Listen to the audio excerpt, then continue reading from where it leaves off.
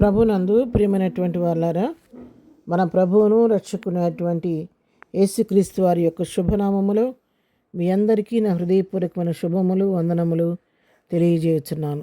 ఉదయకాల సమయంలో దేవుని వాక్యాన్ని ధ్యానం చేసుకుందాము. ఈరోజు వాక్య ధ్యానము కొరకు మనం తీసుకున్నటువంటి లేఖన భాగము కీర్తనల గ్రంథము 34వ కీర్తన 8వ వచనం చదువుకుందాం.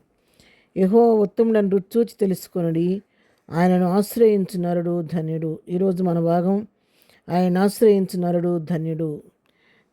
దేవుడు వాక్యాన్ని మనం గమనించినట్లయితే, ఎవరైతే దేవుణ్ణి ఆశ్రయిస్తారో, దేవుని తమకు ఆశ్రయంగా చేసుకుంటారో, ఆయన రెక్కల నీడ కింద దాగి ఉంటారో వారు ధన్యులు అని చెప్పి దేవుని వాక్యం సెలవిస్తుంది.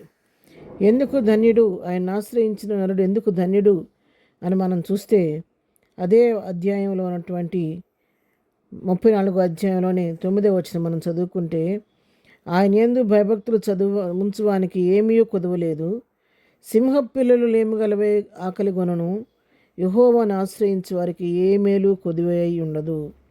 చూసారా, యెహోవాను ఆశ్రయించే వారికి కలిగే మేలు గురించి మనం ఆలోచిస్తే, మరి ఆయన ఆశ్రయించే వారికి ఏమీ కొదువు ఉండదంట. సింహ పిల్లలైనా లేమిగలవే ఆకలి కొంటే కానీ యెహోవాను ఆశ్రయించే వారికి ఏ మేలు కొదువై ఉండదు అని చెప్పి దేవుని వాక్యం సెలవిస్తుంది. అవును, ఎవరైతే దేవుని ఆశ్రయంగా చేసుకుంటారో, దేవుని పైన ఆధారపడతారో, ప్రతి పరిస్థితికి దేవుని వైపు చూస్తారో, వారి జీవితాల్లో ఏ కొదువ కొరత రానికోకుండా వారికి దేవుడు సమృద్ధిగా దయచేసే దేవుడు. అంతేకాదు, వారికి ఎటువంటి అపాయం రాకుండా కాపాడే దేవుడు. వారి పాదముల తొట్టిల్లకుండా తన దూతలను తోడుగా ఇచ్చి నడిపించే దేవుడు. వారికి సమృద్ధినిచ్చి మేలుతో తృప్తిపరిచే దేవుడు మన దేవుడు. అది కొలస్సీ పత్రిక 2వ అధ్యాయం 3వ వచనం మనం చదివితే, బుద్ధి జ్ఞానముల సర్వసంపదలు ఆయన యందే గుప్తములై ఉన్నవి. చూసారా, మనం సేవిస్తున్నటువంటి దేవుల్లో ఏమేమి ఉన్నాయంటే, బుద్ధి ఆయన దగ్గరే ఉంది, జ్ఞానం ఆయన దగ్గరే ఉంది, సర్వసంపదలు ఆయన యందే గుప్తములై ఉన్నాయి. ఉదయకాలం వాక్యం వింటున్న ప్రియులారా, ఈ వాక్యాన్ని ఆధారంగా చేసుకొని మన ప్రభు సన్నిధిలో ప్రార్థన చేద్దాము. ఈ ఉదయకాలం నీకు బుద్ధి తక్కువగా ఉందా? ప్రభువుని అడిగితే ఆ బుద్ధి నీకు సమృద్ధిగా ఇస్తాడు. చదువుకునే పిల్లలు కొంతమంది ఎగ్జామ్స్ రాస్తున్నారు. మీ జ్ఞానం కొదువుగా ఉందా? ప్రభు దగ్గర సమృద్ధి అయిన జ్ఞానం ఉంది. ఆయన అడగండి, దేవుడే మీకు జ్ఞానాన్ని అనుగ్రహిస్తాడు. అందుకే యాకోబు పత్రికలో, మీలో ఎవరికైనా జ్ఞానం కొద్దుగా ఉన్న అడగవలను, ఆయన ఎవరిని గద్దెంపుకు అందరికీ ధారాళంగా దయచేయని చెప్పి దేవుని వాక్యం సెలవిస్తుంది. మీకు ఒకవేళ కొరతలు ఉన్నాయా? మీ జీవితాల్లో ఆర్థిక ఇబ్బందులతో కొట్టబడుతున్నారా? ఈ ఉదయకాలం దేవుని వాక్యం సెలవిస్తుంది, సర్వసంపదలు ఆయన యందే గుప్తులై ఉండే కాబట్టి ప్రభువుని అడగండి. ఆయన తన గుప్పిలు విప్పి మీ కోరికలను తీర్చే దేవుడు, మీకు సమృద్ధిని ఇచ్చే దేవుడు. కాబట్టి అందుకే దేవుని వాక్యం చక్కగా తేటగా చెప్తుంది, ఆయన ఆశ్రయించినరుడు ధన్యుడు.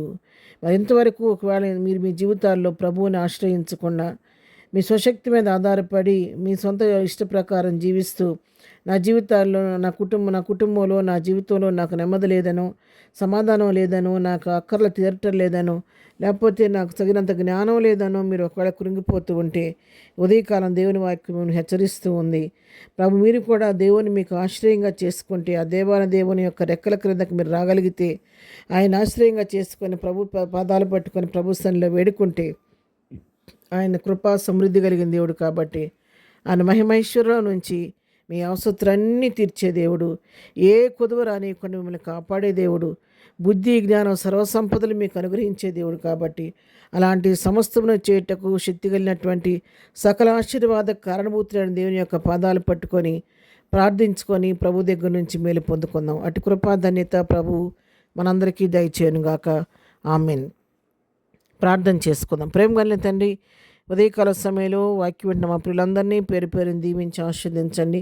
వారి అవసరాల నామములు తీర్చండి. యెహోవాను ఆశ్రయించు వారి నరుడు ధనుడని చెప్పి నీ వాక్యం సెలవిస్తుంది కాబట్టి ఈ దినం నీ వాక్యం బిడ్డలందరూ కూడా నేను ఆశ్రయంగా చేసుకొని నీ దగ్గర నుండి సమస్తాన్ని పొందుకునే కృప వారికి దయచేయండి. ఇదిన వారు చేస్తున్న పనిపాట్లో నీ ఆశీర్వాదం దయచేయండి. వెళుతున్న మార్గాల్లో నీ కాపుదల దయచేయండి. ఆయన బలహీనంగా ఉన్న వారిని మీరు స్వస్థపరచండి. ఎగ్జామ్స్ రాస్తున్న బిడ్డలకు పరలోక జ్ఞానం దయచేయండి, వివేచన దయచేయండి అయ్యా నీ స్తోత్రం. ఈ దినం బర్త్డే జరుపుకుంటున్న బిడ్డలను దీవించండి, ఆశీర్వదించండి. వారి కొన్ని కొదులు కొరతలు తీర్చండి. వివాహ దినం జరుపుకుంటున్న బిడ్డలను దీవించండి. వారి కుటుంబాల్లో శాంతి, సమాధానం, ఆశీర్వాదం, దీవెన, నెమ్మది కలుగు చేసి వారి కుటుంబాన్ని బిడ్డలను దీవించి ఆశీర్వదించండి. ఈ దినమంతటిని కృపాక్షేమాలు మాకు తోడుగా ఉంచి నడిపించమని యేసు నామములో ప్రార్థించేది కొంచెం తండ్రి, ఆమెన్.